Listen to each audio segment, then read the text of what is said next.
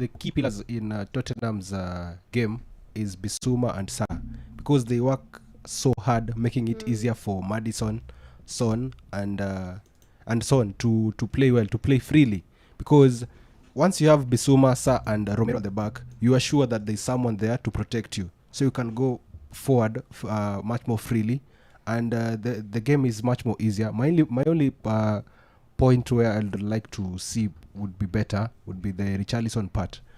Where would he be playing now that Son will be playing as the central striker? Yeah, but does he? He hasn't done anything to warrant people to worry where he should play. He should play on the. Why? If I'm the coach, why would I care about Richarlison? He's got one goal. Yes, one goal. Yeah, and because Son has been clinical. Yeah, because I'm sure in time someone else will come onto that position. Here's the question I'd like to pose as I turn to this side. Spurs have been great, unbeaten, top of the log, beautiful football. They're having fun. Their players are excited. Harry Kane going was like a release. They have a coach who loves them. He loves them back. They love their fans. But I think the fixtures have been very kind to them. I agree. I think in the 10 games they've played, they've only had 2 tests, and the first one was against the Arsenal, who I think they were so very lucky. Yes. Even Ketia was Ivan Toney. I think even Jesus and Jesus. I think it's a whole different case. And then they beat Liverpool. They beat Liverpool in a game where Liverpool were reduced to 8 men, 9 men, 9 men, and in a game where we had the ghost goal and we had a ref who was reffing while in his sleep. Man United also. You don't count Man United. Not at this point in time. You count Man United maybe next season or maybe later in the season. Now you can't count United as a tough test. Umesema hivyo. It was early on in the season. We didn't know can't count. United would be this bad. You did see United's first game. and then second one. And then the third one. And then the fourth one. No, let's not count And United. to your point now, Wokabi, Yes. the fixtures, as you said, I think now their biggest challenge or their tests are now coming up. Because I've seen they have Chelsea. In the next game, they have Wolves, Aston Villa, Manchester City. Now, these are the teams... West Ham and Newcastle. West Ham and Newcastle. So, these are the teams that are the top 8, top 10. Let's say the top 10 teams. Now, those are the big challenges. Now, from there, we'll now be able now to gauge Tottenham. Will they be able to keep winning against now these teams? Now, the big tests now. Yes. For sure. But I have a theory that they won't be as worse off as we think they will be. Simply because... No, hold.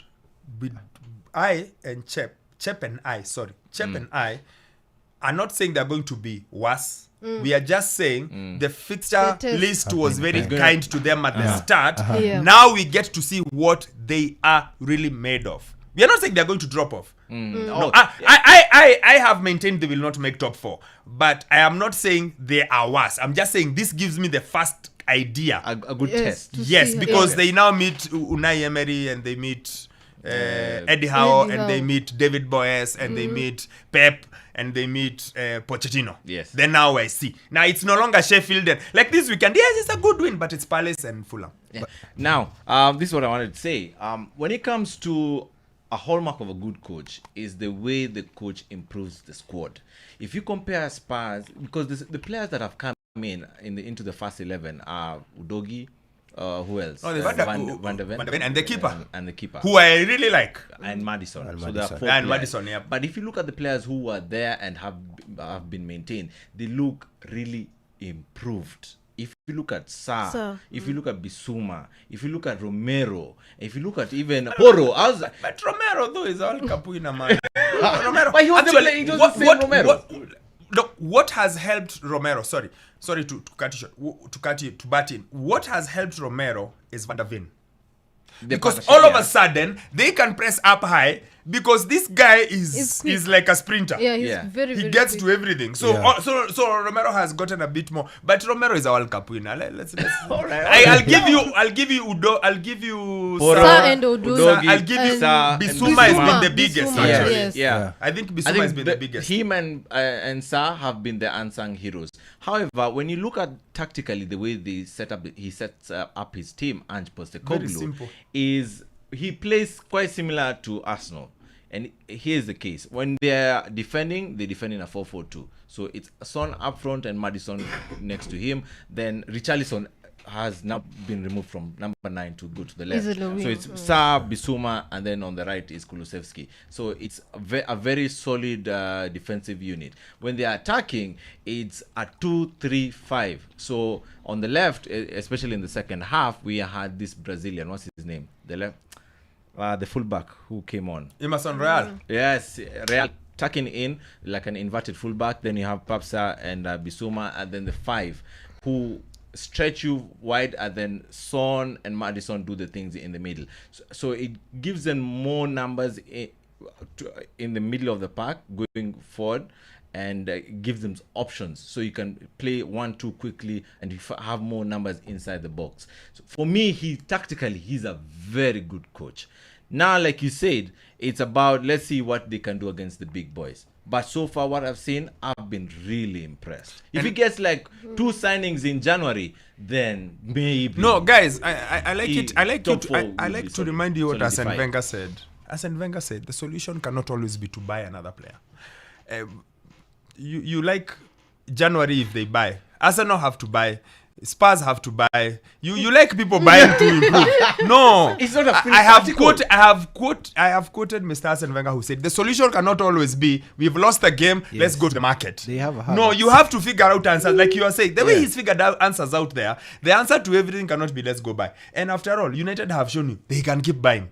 It doesn't always come. So here's the thing: find solutions within. Your solution cannot be go to market every time. Go to the market. But he doesn't have a good bench. No, of course. That's why. And actually, I'm Spurs' biggest weak Spurs maybe Achilles heel is the lack of depth. Yes. Once you go out of Son, the next there's a huge drop to Richarlison. Yes. If you move from who's the fullback, right? Poro. The option is Emerson Real. Now I've just heard you say about inverted, and I was like, hata Emerson anakanga inverted. Yeah. So the drop from their first 11 is quite a bit. That maybe is it. But also I just want to see them when things are a bit tough. Just a bit tough. They have improved. Make no mistake. They are playing with a freedom they never had. Yes. Yeah. They are playing with an enjoyment they didn't have. I think Harry Kane was not good for them in the last few years because it looked like he was doing them a favor. And the last 2 coaches were not good for Spurs because they were both looked like they were doing Spurs a favor. Now they finally have a coach who loves being at Spurs. A coach who sees it as a step up. A step up, yes. Yeah. It was a perfect fit. Yeah, so he's happy, he's enjoying. Plus, he's an old uncle, nice guy, he talks nice. Then the players are all happy because there's not the Hurricane shadow of, Hurricane has never won the trophy. Oh, Hurricane. No. So everyone seems more rejuvenated and freer. However, and I know Bernardo is telling me, it doesn't have to do with the fixtures. Guys, Spurs, Fulham and Palace is slightly different from Chelsea and City, or Chelsea and West Ham, or West Ham and Aston Villa. It's just slightly different. And to be honest, Fulham are flying under the radar, but they've not been good.